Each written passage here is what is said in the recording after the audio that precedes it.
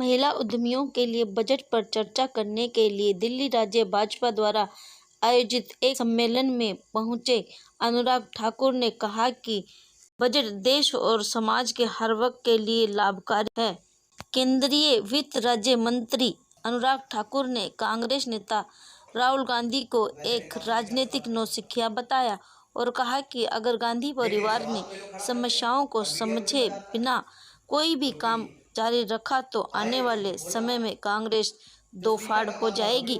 इस अवसर पर प्रदेश भाजपा अध्यक्ष आदेश गुप्ता की अध्यक्षता में आयोजित आत्मनिर्भर भारत का बजट है और मैं समझता हूं कि एक समावेशी बजट है जो देश के युवाओं को, महिलाओं को, मजदूरों को, किसानों को, सबको आगे ले जाने वाला है, देश को आगे ले जाने। देखिए, ये जो रिंकू शर्मा जिनकी हत्या हुई है और जो मानसिकता, आज सवाल उस जिहादी मानसिकता पर उठता है और हमें लगता है कि आज दिल्ली के लोगों को सोचना चाहिए कि जिहादी मानसिकता के खिलाफ उनको इकट्ठा होना चाहिए, संगठित होना चाहिए।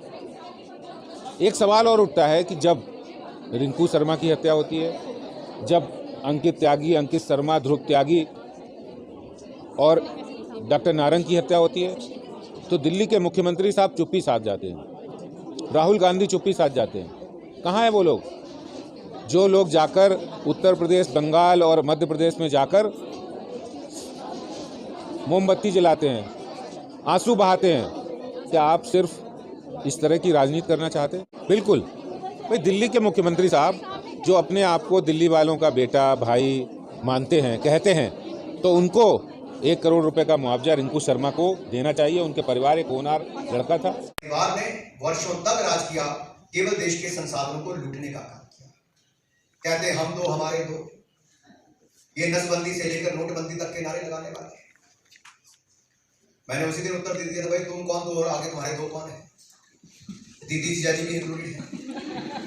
और जीजाजी की तो ये हालत है कि कानपुर में लड्डू वाला है, ठग्गू के लड्डू, उसका डब्बे पे कभी पढ़ना, ऐसा कोई बचा नहीं जिसको हमने ठगा नहीं, ऐसा कोई सगा नहीं जिसको हमने ठगा नहीं।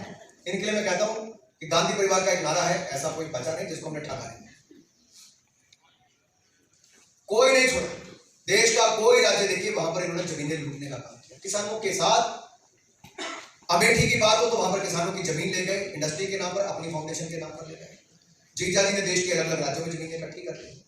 ये जो कभी जमीनी नेता होते थे, आज ये जमीनों के नेता होकर रहे। बड़ा ध्यान से सुनिएगा, ये जो कभी जमीनी नेता होते थे, आज ये जमीनों के नेता होकर रहे।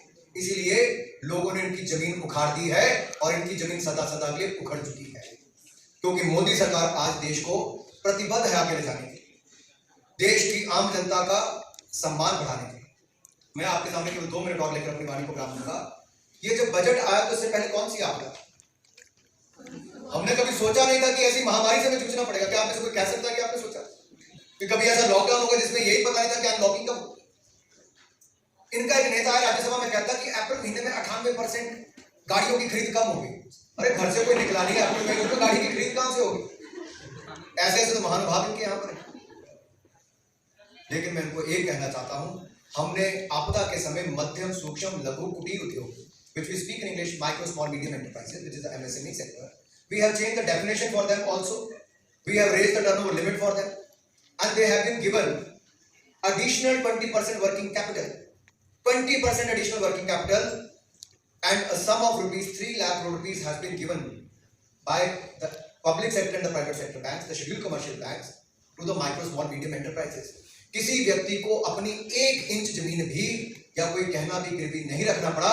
मोदी ने गारंटी दी, देश के मध्यम, लघु, सूक्ष्म उद्योग को 3 लाख करोड़ रुपया बैंकों के माध्यम से दिया गया, तो मोदी सरकार ने दिया गया।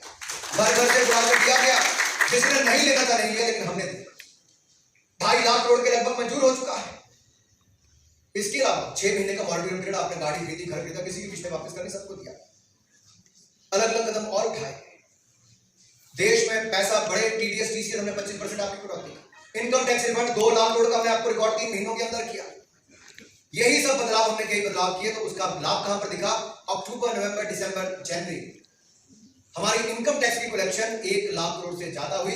अक्टूबर नवंबर में लगभग 1,05,000 करोड़, तो दिसंबर और जनवरी में 1,20,000 करोड़, जो आज तक की सबसे ज्यादा जीएसटी की कलेक्शन है।